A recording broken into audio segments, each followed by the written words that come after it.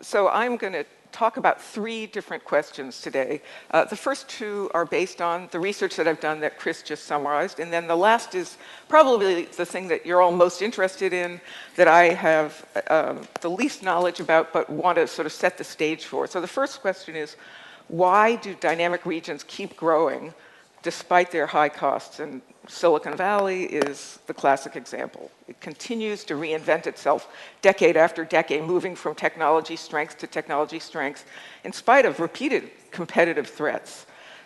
Second question is, how did new centers of innovation emerge? And this grows out of my work on the new Argonauts. How did the Israeli success in high tech emerge? How did Bangalore become so successful? Taiwan. And then finally, really, what does this mean for policy? How does this experience lead us to rethink our approach to policy? So let's talk a bit about the beginning.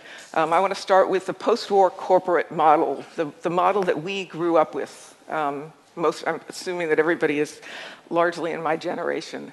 The post-war corporation, this is General Motors headquarters circa 1965. The post-war corporation was a hierarchical organization. It was dedicated to long-term planning of investment, often because it was making very heavy capital investment in large, expensive plant and equipment. The firm was vertically integrated. Why was it vertically integrated? Well, if you're going to make these long-term investments in capital-intensive equipment and facilities, you need to be able to assure that you will reap the benefits and repay the investments that you've made. So you need to control everything from your supply of labor to your inputs. And in GM's case, that meant controlling everything from the railway lines that shipped the materials that went to its factories, to the sheep farms. What was sheep farms for GM? Well, the seat covers in their cars. So there's a level of vertical integration that we're probably not familiar with today. Also, internal job ladders. People started at the bottom and worked their way up the career ladder, and usually you had a lifetime job in one of these companies. And often, especially in the European context, the post-war corporation was endowed with the status of a national champion, often privileged relationship to the state, privileged market access. Where did innovation fit into this? Well, innovation fit into the corporate R&D lab. The R&D lab was typically a separate organization, often geographically isolated. So this is Bell Labs, AT&T's Bell Labs, which is one of the most famous corporate R&D labs. And the notion was that the brains of the corporation were separated from execution, and that the brains, meaning the R&D, looked at the long-term and developed long-term technologies that would be rolled out over very long product life cycles, where the product was then perfected, manufacturing was perfected, mass markets were developed, and amortizing, the investments. So just the geography of this tells you all you need to know. Bell Labs took scientists out of the world, away from commercialization, and put them to think great thoughts. And this fit with, for those of you that are scholars, this linear model of innovation that held that you develop a new innovation and then you go through the long life cycle. Well, this has long gone, or we're seeing the last gasp, I would argue, of this model. Certainly in the US, the demise of the big auto companies is a good lesson in the limits of this model in the current environment. But the first sort of evidence that this model had seen its limits was the rise of these regional clusters, in Silicon Valley, of course, is the best known. What characterizes these regional clusters? I'm going to just quickly argue that they are characterized, at least in the case of Silicon Valley, by the vertical specialization of production. Instead of trying to do everything within one big company, what you found over time was that producers would increasingly define narrow niches and specialize in those areas. So, for example, Silicon Valley, when it competed with the Boston area, was competing with Digital Equipment Corporation that made all of the components for the mini computer internally. They made processors, they developed the software, it was proprietary and closed software. They manufactured the boxes, all of the disk drives, all of the peripherals. They distributed it. This was, everything under one roof, standalone corporation. Silicon Valley, that became fragmented. You saw specialists in each of those areas pursuing the leading edge technology. What does that mean? It means that you can be the best in the world at that one thing, whether it's disk drives, whether it's chips, whether it's, microprocessors or graphics chips. Increasingly, what we saw in Silicon Valley was competitors arising and defining narrower and narrower niches. And therefore, when you're defining a niche, you have to then connect with the other producers of the complementary products, so you had to collaborate. So you saw the rise of a network system within Silicon Valley, where specialists had to build production networks through partnerships with suppliers, and they had to collaborate so that their products interconnected. They had to work together to co-design end products. Venture capital became very important to this because that's what fueled the growth of these new specialized ventures. And in the early 90s, when I was, or 80s actually, people would look at Silicon Valley and say, this is so wasteful. Why do we have 25 disk drive companies? It's redundant. Well, actually, the advantage of redundancy was that you tried multiple paths. You had multiple competing experiments in a given technology. And yes, many of them failed, but the best ones won out and emerged. And the others, essentially, the collective ecosystem of the valley allowed others, those firms that failed, to recombine, the talent to redistribute itself. So essentially, you can very quickly recombine talent and resources and technology within the cluster that is Silicon Valley. Think about the kind of competing experiments that you can perform within a cluster with that which happens within a standalone company. It's very hard for a standalone company to seed 25 different experiments internally. The other part of these ecosystems, which I've really just referred to, is the open talent markets.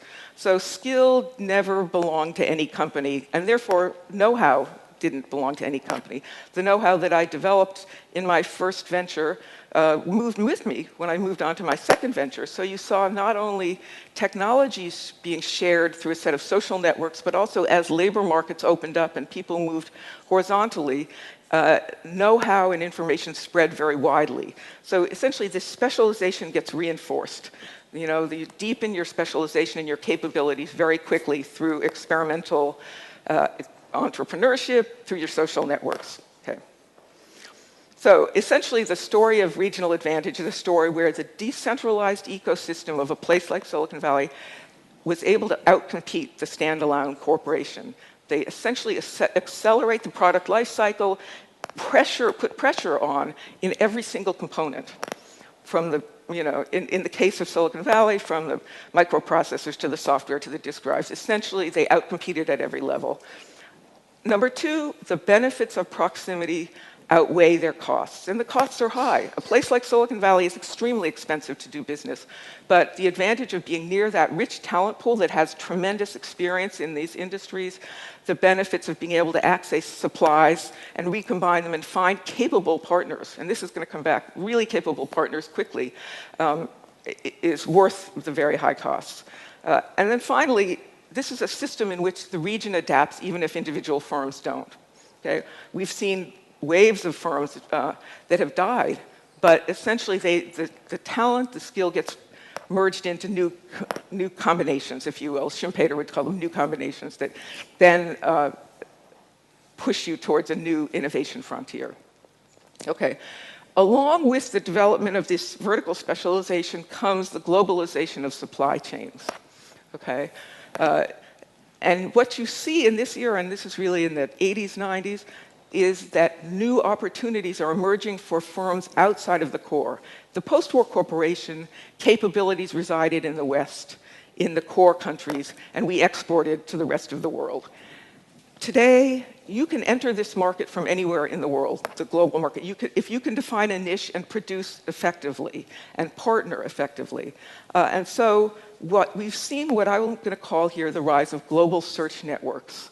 The ability to scan the world and to identify resources, capabilities that complement yours, and then to emerge and become part of the global supply chain, the production chain. Or another way to put this is that you're seeing on a global scale what you see in Silicon Valley, which is specialization and fragmentation and then reintegration of capabilities. So in Silicon Valley, it happens locally, but then Silicon Valley can partner with a firm in Israel, in Bangalore, in Taiwan, and reintegrate into an end product. So this is the global economy that we live in today, one in which being able to partner and identify the most capable partner in the world that will push your capabilities forward and that will allow you to learn with them jointly is the name of the game. Okay, I call these people who have helped facilitate this process of recombination globally as the new Argonauts in my latest book. We have one right here. Po-Chi Wu is one of my, the people that I interviewed for that book, and I'm so pleased that he's here today. The new Argonauts are foreign-born engineers who came to the US as engineers and learned the Silicon Valley model. They sort of immersed in it. They marinated in it, I like to say.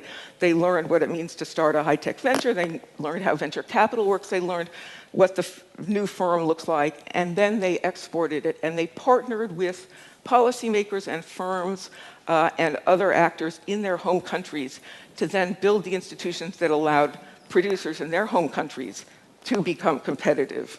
And essentially what you can think about, if you want to think about this analytically, diaspora is a search network. It's not the only kind of search network, but it is a global search network. And in this case, foreign-born engineers like Po-Chi were able to build overseas networks, link firms and policymakers to the most capable actors in the global economy in their sectors, experiment with new models of organization, and I'll come back to some examples of this, and then contribute over time to large-scale change in their domestic economy. And by circulating back and forth, they could sustain these relationships over long periods of time.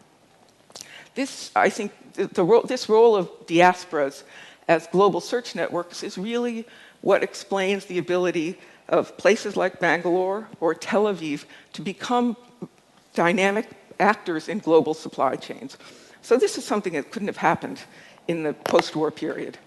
For producers in India, remote producers in India, to become critical components in a global supply chain. They are now highly valued producers of specialized, software services. And Israel is equally striking in the sense that they have entered the market at a very high value, high level in the value chain, whereas places like India and China have entered from a low-cost base and then moved up the value chain. Tel Aviv, places, Haifa, we have a representative here, so you can help me. But essentially, they were able to take, I would argue, that they were able to take technology that had been developed for the military with the advantage of connections through venture capitalists and through engineers between the US and Israel. They were able to link startups really in telecommunications and security software and many products into the global supply chain, and therefore build their own specialized cluster. So essentially now you have these specialized clusters that are developing their capabilities locally as well as through partnerships globally. Okay, what does this mean for policy? This is the thing that we really want to focus on, I think, over the next couple of days. And the first point, which maybe doesn't need repeating, but I will repeat it nevertheless, is there are no recipes. There are no recipes at the national or the regional level. And I'm going to suggest in my remaining comments that, firms and policymakers need to think about jointly defining new institutions, new search networks, new connections to existing networks. And part of what this means for policy is actually removing constraints and defining new types of public inputs into the production process. But first, let's get rid of this regional recipe. We probably don't need to in this crowd, but the idea that you can grow the next Silicon Valley, that by somehow putting together a science park, R&D, venture capital, some engineers, an incubator, you can become the next Silicon Valley. I call this the Cheshire Cat's Grin. In the late 1980s, I read in the Financial Times that There was the Cambridge Miracle, the Cambridge High-Tech Miracle in the United Kingdom. And I dutifully got a grant and went there to study it. And what was the Cambridge Miracle turned out to be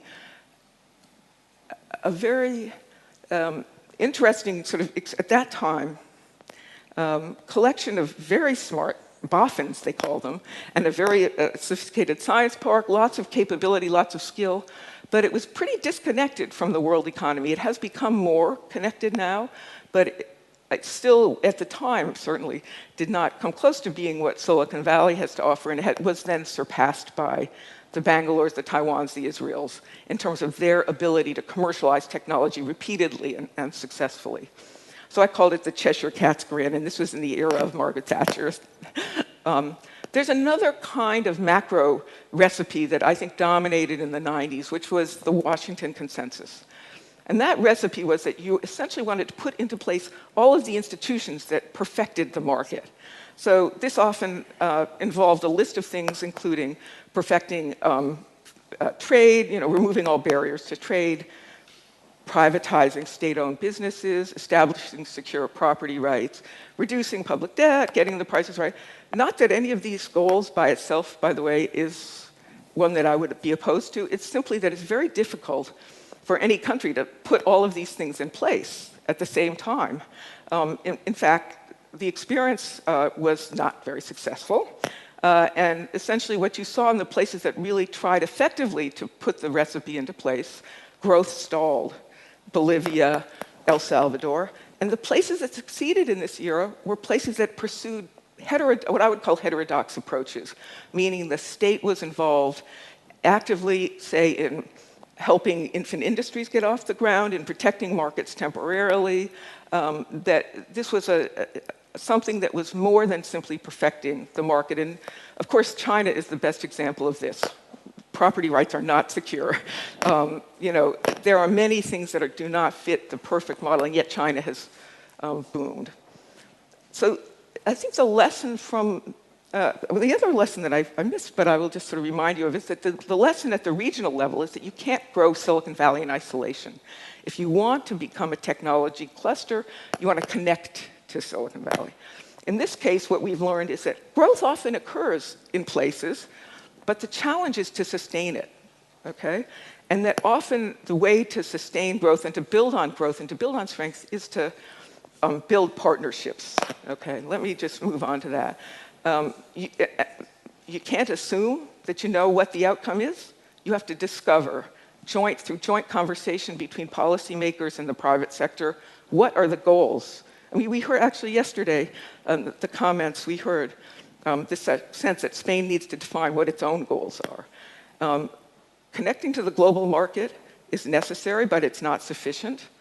You need to then support ventures to then enter new markets and sustain their competition. And of course, the goal is a self-sustaining increase in domestic capability. So you don't want to create a context where you are perpetually supporting ventures. You want to get them off the ground and then let them run. Okay, so the other way to put this is create search networks. I'm going to move on quickly because my time is running out and give you two examples of successful cases of building ventures. In Taiwan, you saw people like Po Chi Wu working to institutionalize a venture capital industry in Taiwan. And think about venture capital, it's a search network itself. Venture capitalists are searching, they're scanning both locally and globally to find partners that can provide things that you do not have, whether it's management talent, whether it's finance, whether it's markets. They're identifying capable partners to fill out your portfolio, so to speak. The institutionalization of the venture capital industry in Taiwan was sort of creating a global search network that allowed producers in Silicon Valley to connect to partners in Taiwan. Taiwan became the manufacturing hub, essentially, for Silicon Valley. And those two regions have just as two partners within a region become co-designers and innovate reciprocally, I think you can see in the growth of Taiwan and Silicon Valley over the past 2 decades that they have pushed each other to move up the value chain. So as Taiwan got better at something, Silicon Valley had to cede it. They got better and better at manufacturing and moved to China, in fact, and then they became a global logistics hub. So these relationships forced the partners to improve and to then move up the value chain. Ireland, I'm going to skip. I'm happy to come back to it in the Q&A. Let me just give you one sort of sobering example of an ambiguous success. Finland has been held up as the model of creation of a technology system that is in sort of the old corporate model, I would argue, within a firm. And I think essentially what happened in Finland, I think it's the last gasp of success for the old model in the sense that Nokia, Finland started out a very decentralized system. There was tremendous capabilities throughout the economy. They got combined into a company that used to be a boot company and a timber company called Nokia. Nokia grew very quickly during the 90s because of their innovative design, but essentially instead of continuing to innovate, they focused on optimization of their processes. And this is something they were very good at in the forest products industry. They became the best managers of global supply chains. They became the low-cost producers of devices around the world, but they were not aware of what was going on in Silicon Valley, what was happening with Apple, Google. And so essentially they had, over the course of the last decade, focused state resources, university resources, and corporate resources all on the goal of optimizing that particular device manufacturer, rather than continuing to scan. So what they had been good at scanning initially, but they focused in on what I would call their post-national champion. And essentially now they have a very hard balancing act because they have an organization that is oriented towards optimization, cranking out large volume, low-cost devices. It's very hard to take that organizational structure and then orient it towards experimentation and innovation, and that's where they're going to have their problems. So let's just conclude. I'm going to just conclude by talking about raising this issue of creating search networks that connect actors both locally and globally, and thinking about the design of institutions, which often are public-private institutions, because the public sector controls the kind of public inputs that are often needed by firms in emerging markets, whether it's standards, setting standards, helping improve quality, whether it's regulatory regimes, whether it's rights. Obviously, the private sector has the ability to define where the markets are, what their resources are. So I think that the direction that we should be thinking in the next couple of days is about how to design both the institutions and the kinds of new markets that will support entry of new actors into a very dynamic global market. And with that, I welcome questions and comments if we have time.